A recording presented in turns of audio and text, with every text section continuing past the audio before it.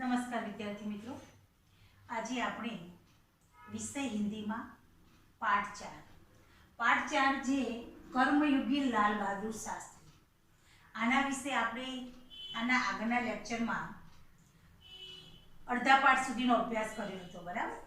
આજે જે બાકી રહેલો પાઠનો અભ્યાસ કરવાનો છે, તો દરેક વિદ્યાર્થી મિત્ર પોતાની પુસ્તકમાં ધ્યાન આપે। અહીંયા પુસ્તકમાં પાના નંબર 21 ઉપર પેરેગ્રાફ 2 21 ઉપર પેરેગ્રાફ 2 આપણે આના આગળના લેક્ચરમાં આગળ જોયું તો શાસ્ત્રીજી એમ કે બાળપણથી જ એમનો જન્મ સામાન્ય પરિવારમાં જન્મ્યા હતા, સામાન્ય પરિવારમાં એમનો ઉછેર થયો હતો અને છેક પ્રધાનમંત્રી પદ સુધી પહોંચ્યા, છતાં પણ એમનું જીવન સામાન્ય સાદગી ભરેલું, સાદાઈથી જીવવા, કોઈ જાતનું એમ કે પરિવર્તન આવ્યું નહીં। આવું એમનું સાદાઈ ભરેલું જીવન અને દેશ પ્રત્યે જે એમ કે કર્મ એ જ ઈશ્વર છે, કર્મ પ્રત્યે કર્મનિષ્ઠા નિભાવતા, પોતે કર્મ પ્રત્યે નિષ્ઠા રાખી અને છેક પ્રધાનમંત્રી પદ સુધી પહોંચ્યા। એમનામાં રહેલા ગુણો, એમનો અભ્યાસ, આના વિશે આપણે અભ્યાસ કર્યો હતો, બરાબર। આજે હવે આગળ જોઈએ કે શાસ્ત્રીજી એના પછી વિશેષમાં શું કર્યું, તો કે છે कि शास्त्री ने हमारे देश के स्वतंत्रता संग्राम में तब प्रवेश किया था जब वे एक स्कूल में पढ़ाई थे, एक स्कूल में विद्यार्थी थे और उस समय उनकी उम्र 17 वर्ष की थी। જ્યારે સ્વતંત્ર સંગ્રામ વખતે, જ્યારે આપણા એમ કે દેશના સ્વતંત્રતા વખતે પોતે એમ કે વિદ્યાર્થી જીવનમાં હતા, વિદ્યાર્થી હતા અને ભણતા હતા, ત્યારે એમની ઉંમર 17 વર્ષની હતી। गांधी जी के आह्वान पर वे स्कूल छोड़कर बाहर आ गए थे। इसके बाद काशी विद्यापीठ में उन्होंने अपनी शिक्षा पूरी की। उनका मन हमेशा देश की आज़ादी और सामाजिक कार्यों की ओर लगा रहा। हमेशा एमनु मन सामाजिक कामમાં અને દેશ લગતા જે કામમાં એમ કહો એમનું મન પરોવાયેલું હતું। परिणाम यह हुआ कि सन 1926 में वे लोक सेवा मंडल में शामिल हो गए, जिसके वे जीवन भर सदस्य रहे। એટલે કે લોક સેવા મંડળમાં એમ કે ચંપરાયુમાં શામિલ થયા અને તેઓ જીવનભર તેના સભ્ય તરીકે રહ્યા। इसमें शामिल होने के बाद वे शास्त्री जी ने गांधी जी के विचारों के अनुरूप अछूतोद्वार के काम में अपने आप को लगाया। छूताछूत એટલે કે જાતિ ભેદભાવ, આ બધા જે કામગીરીમાં એમને એમ लगाया। यहाँ से शास्त्री जी के जीवन का एक नया अध्याय प्रारंभ हो गया। सन 1930 में जब नमक कानून तोड़ो आंदोलन शुरू हुआ तो शास्त्री जी ने उसमें भाग लिया, जिसके परिणाम स्वरूप उन्हें जेल जाना पड़ा। જ્યારે એમ કે 1930 માં નમક કાનૂન એટલે કે મીઠાનો સત્યાગ્રહનું આંદોલન થયું હતું, એમાં એમને ભાગ લઈ લીધો હતો અને કોઈ કારણોવશ તેનું પરિણામ એવું આવ્યું કે તેમને જેલ જવું પડ્યું।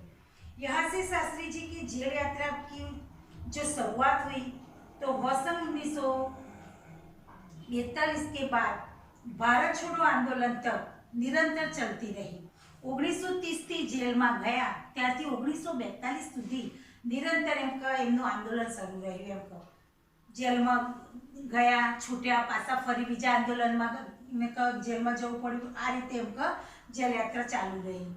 इन 12 वर्षों के दौरान वे 7 बार जेल गए। 12 वर्ष के अंदर के 7 बार ये जेल गया।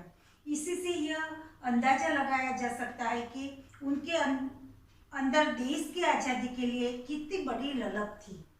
दूसरी जेल यात्रा उन्हें सन 1932 में किसान आंदोलन में भाग लेने के लिए करनी पड़ी। किसान आंदोलन 1932 में एमा पण बीजी बार जेल गया था। सन 1942 की उनकी जेल यात्रा 3 वर्ष की थी, जो सबसे लंबी जेल यात्रा थी। જ્યારે 1942 ની અંદર જેલમાં ગયા ત્યારે 3 વર્ષ સુધી સળંગે જેલમાં રહ્યા। સૌથી 7 વખત જેલમાં ગયા, એમાં લાંબામાં લાંબી જેલ યાત્રા આની હતી એમ કહેવાય છે। ત્યાર પછી इस दौरान शास्त्री जी जहाँ एक और गांधी जी द्वारा बताए गए रचनात्मक कार्यों में लगे हुए थे, वहीं दूसरी और पदाधिकारी के रूप में जन सेवा के कार्यों में भी लगे रहे थे। सन 1935 में वे संयुक्त प्रांतीय कांग्रेस कमेटी के सचिव बनाए गए। इस पद पर वे 1938 तक रहे। किसानों के प्रति उनके मन में विशेष लगाव था, इसीलिए उनको सन 1936 में किसानों की दशा का अध्ययन करने वाली एक कमेटी का अध्यक्ष बनाया गया। ખેડૂતો કિસાન એટલે કે ખેડૂતો પ્રત્યે એમને કંઈક લગાવ હતો, એટલે એમને એમ કે કિસાન દશા का अध्ययन करने वाली की एक कमेटी बनावी थी અને એમાં તેઓ अध्यक्ष तरीके निमाव्या था। पूरी लगन के साथ काम करके उन्होंने अपनी रिपोर्ट प्रस्तुत की, जिसमें जिम्मेदारी उन्मूलन पर विशेष जोर दिया। बराबर, એમને જે જવાબદારી આપી હતી એમાં એમને વિશેષ એવું કામ કર્યું હતું। ત્યાર પછી જોઈએ પાના નંબર પાછળ 22 ઉપર कि इसके बाद के 6 वर्षों तक वे इलाहाबाद की नगरपालिका से किसी न किसी रूप में जुड़े रहे। मैं समझता हूँ कि इस अनुभव में भी शास्त्री जी के व्यक्तित्व और चिंतन को नागरिकों की समस्याओं से निकट से परिचित कराया। उसके पास ग्रामीण जीवन का अनुभव था।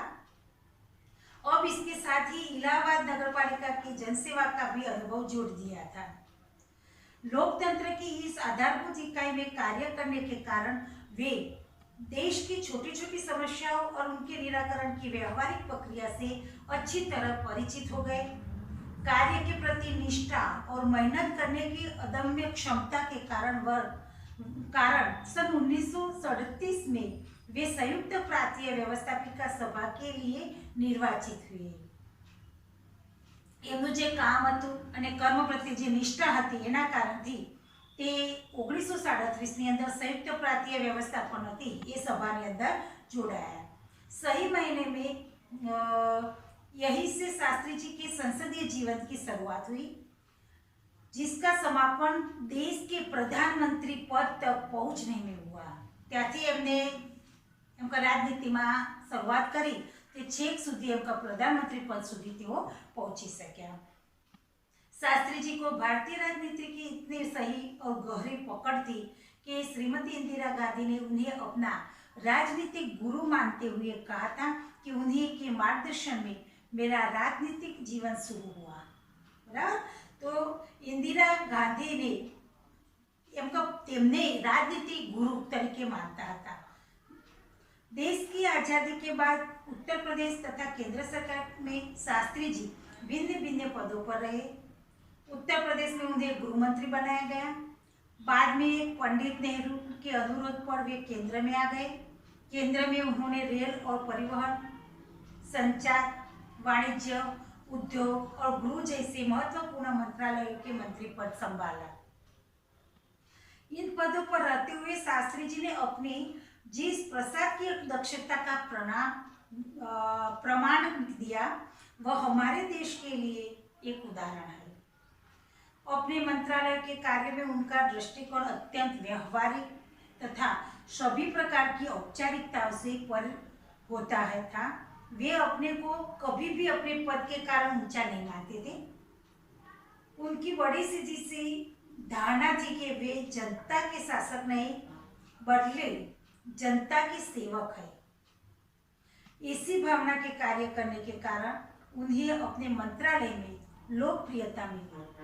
ते लोको माटे एटला प्रिय बनी गया जेना कारणथी ते लोकप्रियता एमनामां वधी। एम लोको माटे ज काम करता, सीधुं साधारण एम कई एवुं पोते पदनुं महत्व नहीं, ते काम करी अने लोकोने शासक एमने शासक नथी कर्युं, एमने सेवा करी छे।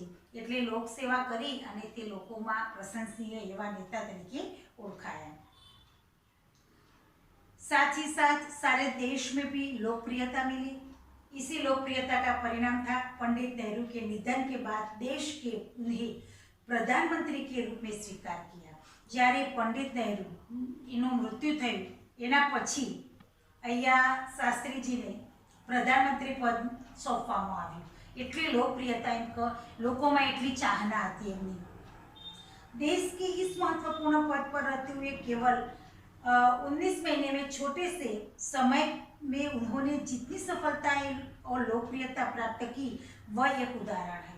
शास्त्री जी के सामने अपना उद्देश्य बिल्कुल स्पष्ट था।